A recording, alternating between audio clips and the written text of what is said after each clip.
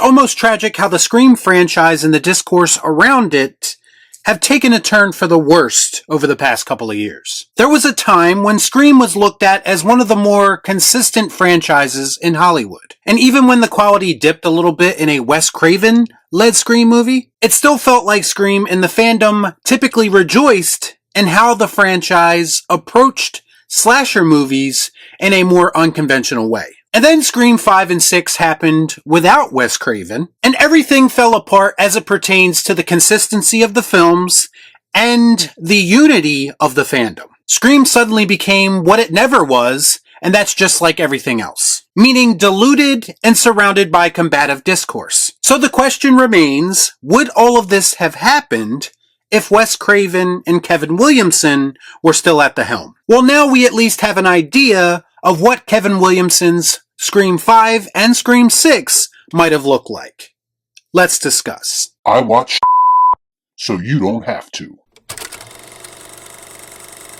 All I'm offering is the truth, nothing more.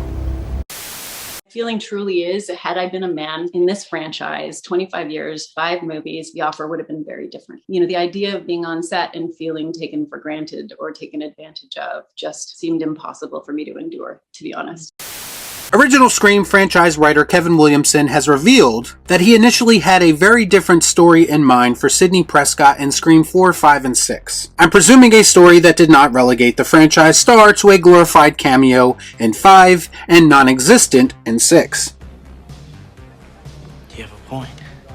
In a recent interview with the Happy Horror Time podcast, Williamson revealed that his story would have placed SIDNEY Prescott at the forefront where she belongs, and it would have focused on her romantic life. He said, quote, Scream 4, 5, and 6 would have been the love story of SIDNEY Prescott. And it would have been this whole thing of she's falling in love, she's going to get married. It's all based around her marriage when these murders start to happen again. It's like, is this man that she's in love with the killer again? Is she Billy Loomising herself again? Is she making the wrong decisions? Is she still choosing the bad guy?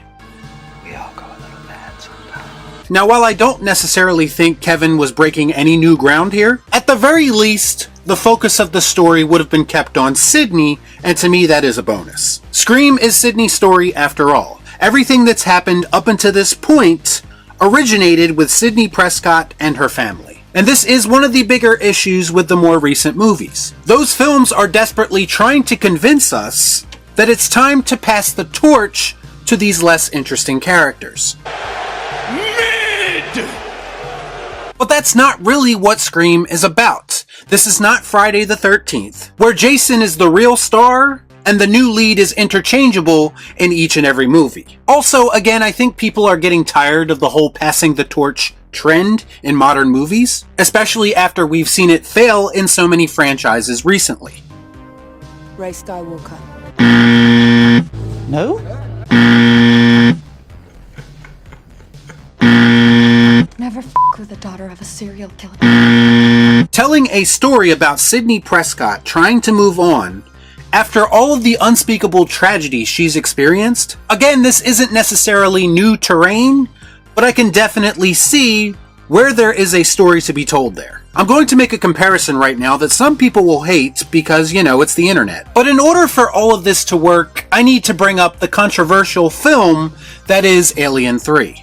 You about to cross some lines. Guys. A movie that some people would say ruined the franchise. I've heard that a lot. But I am of the opinion that it actually felt like an appropriate finale for the character of Ripley. I did a whole video a while back defending Alien 3, so I won't bore you with all the details. If you want to know my full thoughts, go watch that video. But in the simplest terms, there are parallels to be drawn between the characters of Ripley and SIDNEY Prescott. I can handle myself. Think about this for a moment. Ever since the xenomorph came into Ripley's life, it has consumed her to the point where she actually says in the movie that she doesn't remember anything else. At every single turn, since she came in contact with this species, they have caused her nothing but heartache, no more so than when she had her prospect of a normal life with the characters of Newt and Hicks ripped away from her at the beginning of Alien 3. Man, game over, man. It's game over. Her story is a tragic one, and the only real fitting ending to a tragedy like that was for her to sacrifice herself to destroy this thing she cannot escape. Now, I understand that's not the happy ending that some people wanted it to be, but when you think about it, it is a fitting ending and it is appropriate based on what was established prior to that movie. And I think something similar could have happened with Sidney Prescott's character in Kevin Williamson's original story. That makes sense. She's trying to move on and have a normal life with a new family, but she's haunted by this thing from her past that she will never be able to escape. And it's made her, very obviously and understandably, paranoid. Something that was touched upon in Scream 2, which does make Kevin Williamson's idea for these movies a bit redundant, but they could have taken it a step further in Scream 5 and 6, with Sidney Prescott experiencing a more excruciating loss than she's ever experienced before. I'm feeling woozy here. And her having to come to grips with the idea that maybe she wasn't meant to have that happy ending that everyone likes to talk about. Maybe she was meant to fight her demons forever, until her dying breath. Again, it's tragic when you think about it, but it is what was kind of set up in previous movies. This notion that Sidney Prescott deserves this happy ending that we never really get to see, it happens off screen, is just a bit too dismissive for me. No, don't like that. Dismissive of the character and dismissive of what she represents, and that's being a fighter. And it's dismissive of the entire Scream legacy that's already been established. Now, we all know that Sidney would have been in Scream 6 had the studio not developed alligator arms and decided not to pay her. You cheap bastard! But even if she was there, do we really think that the team of Radio Silence would have did her character any kind of justice? I mean, in the small amount of time they were actually able to utilize her, again, they turned her into a glorified cameo. To me, it was actually a blessing in disguise that she was never involved with those movies. Because what her character is, and her peace of mind, is worth so much more at this point. To me, I don't think Scream 5 and 6 needed to happen at all, with or without Neve Campbell. Scream 4 was a much more fitting finale to the franchise than anything the Radio Silence team could have produced. Don't with the original.